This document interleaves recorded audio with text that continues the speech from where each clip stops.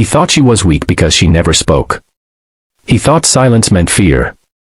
So when he shoved her in front of the whole class, the room burst into laughter. But 10 seconds later, the laughter stopped. Because she stood up. And the way she looked at him. He knew he had made the biggest mistake of his life. Amira James had been the quiet girl since her very first day at North Hills High. She wasn't shy, just observant. Her deep brown eyes always seemed to be watching, understanding more than she let on. She rarely spoke unless spoken to. Her clothes were plain. Her hair tied back in a simple braid every day. But what people didn't know was that beneath her silence was a storm no one had dared awaken. Until Josh did. Josh Matthews was the typical alpha in the school ecosystem. Loud, arrogant, and always surrounded by his pack of followers. His father was a local businessman, his older brother a college football star.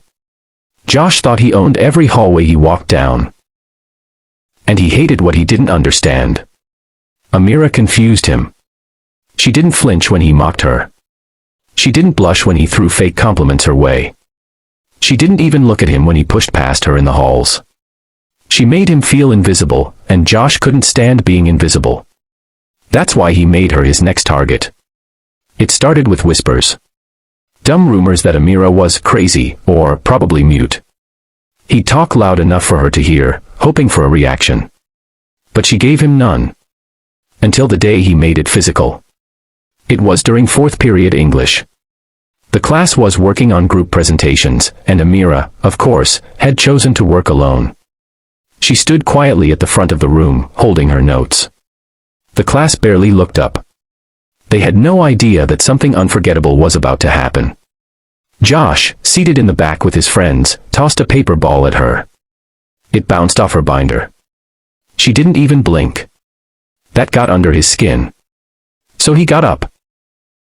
Walked right to the front. And while the teacher was out helping another group, he shoved her shoulder. Not hard. Just enough to get a laugh from his friends. But Amira stumbled. And something in her eyes changed. 10 seconds later, the classroom would never be the same. Amira caught her balance and slowly looked up. She didn't raise her voice. She didn't cry. She didn't scream.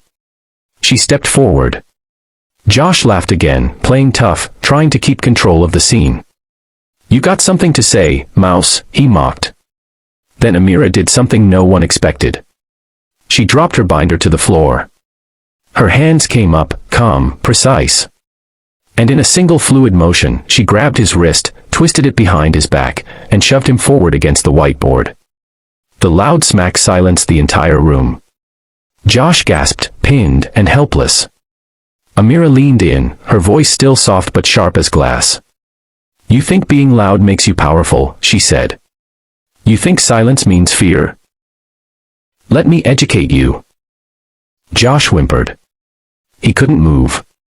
The class was frozen in shock. A few phones were even out, filming, but no one dared interfere. Then the teacher came back in. She froze too, eyes wide. "Amira, what is?" Amira released Josh instantly, who stumbled backward, rubbing his shoulder, too stunned to speak.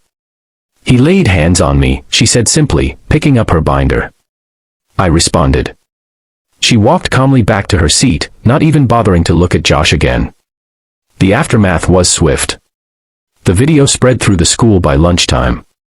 Students who had never said a word to Amira suddenly saw her in a whole new light. Some cheered her on in whispers. Others just gave her respectful nods in the halls. Josh. He was suspended for 3 weeks. Not just for the shove, but for the months of harassment finally coming to light through the video and witness statements. His reputation took a hit he never recovered from. And Amira? She didn't suddenly become popular. That wasn't who she was. But now, people listened when she spoke. Teachers respected her. Bullies avoided her. And when she did presentations in class, the room stayed silent, not out of fear, but respect. Weeks later, a girl named Mia, small and shaky-voiced, approached Amira in the library. She confessed she'd been dealing with bullying for months and didn't know what to do. Amira looked at her and smiled. "Silence is okay," she said gently. But it doesn't mean you have to stay quiet forever. When it's time, your voice will know what to do. Together, they started a self-defense club for girls at the school. It wasn't just about fighting, it was about confidence. Boundaries. Awareness. More girls joined every week. Amira had never wanted to be seen.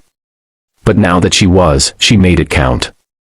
Amira stands outside the school as the sun sets, surrounded by girls laughing, stretching after practice. Her braid sways as the wind picks up. She's calm. Steady. In a voiceover. Some think silence is weakness. But silence is control. And when you choose to break it, make sure the world listens. Moral of the story. Never mistake quiet for weak. Some of the strongest voices are the ones we've never heard, yet.